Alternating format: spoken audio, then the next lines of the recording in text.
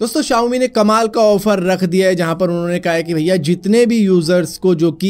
Mi 11 ultra bye करके बैठे हुए हैं और उनको वाईफाई से रिलेटेड कुछ इशू हो रहा है तो उनको फ्री में अपग्रेड करके देंगे Xiaomi 12 Pro का, जो कि बढ़िया प्रोसेसर के साथ में आता है, बढ़िया कैमरे के साथ में आता है, बढ़िया GPU के साथ में आता है, बढ़िया डिस्प्ले के साथ में आता है। करना क्या होगा, यूजर को नियरेस्ट सर्विस सेंटर पर जाना होगा, अपने डिवाइस को देना होगा, जिसके बाद में उनको रिप्लेसमेंट मिल जाएगी Xiaomi 12 Pro की, जो कि मतलब एक अपग्रेड ही होगा। और जिन लोगों ने पेड अपग्रेड किया है कि भैया मतलब 11 अल्ट्रा के साथ में जो इशू हो रहा था तो उन्होंने पे करके अपग्रेड करवाया अपना Xiaomi 12 Pro का, क्योंकि उससे पहले तो फ्री नहीं था, लोग पैसे दे के अपग्रेड करवा रहे थे, तो उनको भी कह दिया गया है कि भैया तुमको रिफंड मिल जाएगा अगर तुम्हारे साथ में ऐसा इशू हुआ है। बस तुम्हारा इशू वो होना चाहिए कि वाईफाई से रिलेटेड इशू होना चाहिए, जिसके बाद में आपको रिफंड मिल जाएगा। और इसी के साथ साथ जिसको बढ़िया अपग्रेड करना है, मतलब 12 Pro पर नहीं जाना है, उनको सीधा Xiaomi 13 Pro पर जाना है, उनको 30,000 रुपये देने होंगे। इसके अंदर देखो पैसे की अपग्रेड होगी, तो भैया मैं तो यही कहूँगा फ्री में अपग्रेड करवा लो, Xiaomi 12 Pro पर ही चले जाओ अगर आप 11 अल्ट्रा पे हो।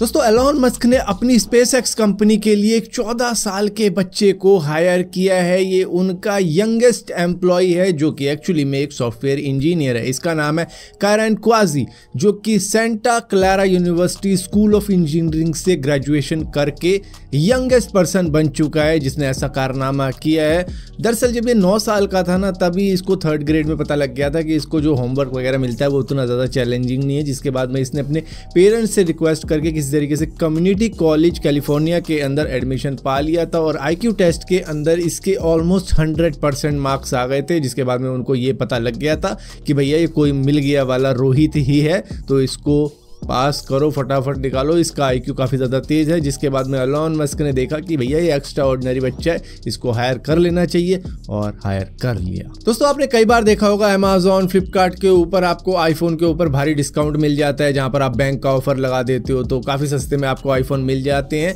लेकिन वो लीगल तरीका होता है। लेकिन यूएस के अंदर एप्पल और अमेजॉन की मिली भगत चल रही थी, जिसके बाद में ये पकड़े गए, और पकड़े कुछ इस तरीके से गए कि भैया एप्पल ने अमेजॉन को ये कह रखा था कि तुम एप्पल के रीसेलर है ना, अपने प्लेटफॉर्म से हटाओ, हम आपको अपने प्रोडक्ट्स के ऊपर जितने भी आईफोन हो गए, आईपैड हो गए या फिर दूसरे एप्पल के प्रोडक्ट हो गए, उन पर हम आपको भारी डिस्काउंट देंगे, जिससे कि लोग बाग आपके ही प्लेटफॉर्म से एप्पल के प्रोडक्ट खरीदेंगे। बस शर्त ये है कि आप एप्पल के रीसेलर्स को हटाओ, हम ही आपस में मांडवली करेंगे। जहाँ पर इनके ऊपर लग गया फिर कंज्यूमर एंटी ट्रस्ट लॉसूट, जैसे ये पकड़े गए और ये गए थे कोर्ट के अंदर इस लॉसूट को डिसमिस करवाने के लिए, लेकिन कोर्ट ने मना कर दिया, कह दिया कि भैया तुम गिल्टी करार पाए गए हो तो इतनी आराम से ये डिसमिस नहीं होगा, अभी 1-2 डेट और दी गई है जिसके अंदर फिर पता लगेगा कि कितने का लॉसूट, कितने का फाइन वगैरह ये सब लगता है। दोस्तों व्हाट्सएप का एक और स्कैम पकड़ में आया है, जो कि एक 45 साल की कोलकाता की रहने वाली महिला के साथ में हुआ है। दरअसल उनको व्हाट्सएप के ऊपर मैसेज आया और बात करते करते उनको एक नंबर दिया गया किसी तरीके से कि भैया ये नंबर है, इस नंबर को आप डायल करो, इससे आपको पता नहीं क्या हो जाएगा, पैसा मिलेगा क्या नहीं मिलेगा, मतलब लालच वालच दी होगी, जिससे कि उन्होंने वो नंबर डायल किया और वो नंबर था कॉल फॉरवर्डिंग का। दरअसल एक कोड दिया गया था कॉल फॉरवर्डिंग का, उसके पीछे उनका नंबर लगा दिया गया था, उसके बाद में जहां पर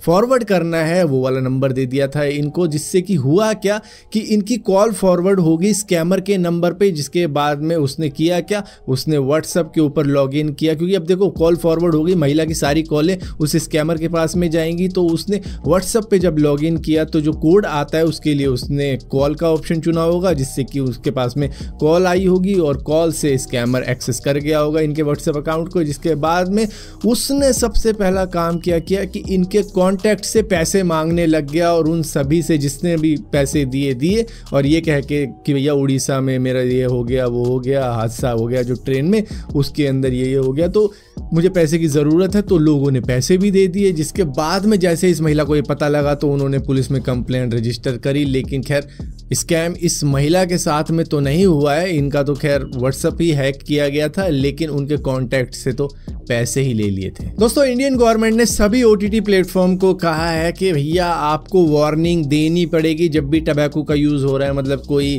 कैरेक्टर है उस वेब सीरीज़ के अंदर या मूवी के अंदर जो कि सिगरेट पी रहा है या फिर अल्कोहल पी रहा है, तो उसके अंदर वार्निंग ज़रूर आनी चाहिए। लेकिन इन OTT प्लेटफॉर्म का कहना यह है कि भैया हमारे कंटेंट मल्टी लैंग्वेजेस के अंदर मौजूद है, मतलब अलग अलग लैंग्वेज के अंदर मौजूद है, और सबके अंदर ऐसा करना काफ़ी ज़्यादा मुश्किल है। तो अगर ना हो पाए किसी दूसरी लैंग्वेजेस के अंदर तो माफ़ करना। दोस्तों ओपन एआई के सीईओ सैम एल्टमैन जो कि इंडिया के अंदर आ रखे हैं इस वक्त में, उन्होंने कहा कि भैया इंडियन स्टार्टअप्स को देख के मैं काफ़ी ज़्यादा अमेज हो गया, उनकी क्वालिटी और मतलब जो रिज़ल्ट ये दे रहे हैं वो काफ़ी ज़्यादा मतलब इंटरेस्टिंग है और उनके अंदर मैं फ़ंड करने की इच्छा रखता हूँ और मैं शायद आने वाले वक्त में उनको फ़ंड भी करूँगा। लेकिन उन लोगों को खुश होने की ज़रूरत नहीं है जो कि सड़क के ऊपर रेड़ा लगा के यूँ समझते हैं कि हमने स्टार्टअप किया है। छोले भटूरे या फिर जलजीरा बेचने को स्टार्टअप नहीं कहते मेरे भाई, कब समझ में आएगा तुम्हें। सबसे खराब चाय, राम प्यारी चाय, सबसे भद्दी चाय।